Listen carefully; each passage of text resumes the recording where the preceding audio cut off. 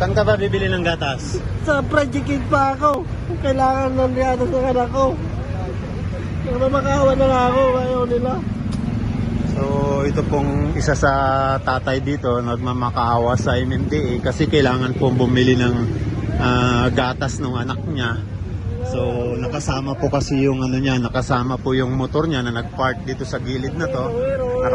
Nakapark po dito mismo sa gilid na to. Kaya naisama po ng mga taga MMDA natin. So ngayon po nakikiusap siya at iyak ng iyak kasi gustong makabili ng gatas para dun sa anak niya na nasa incubator daw po ngayon. So 50-50 dyan nandito po sa loob ng S Avenue Medical Center.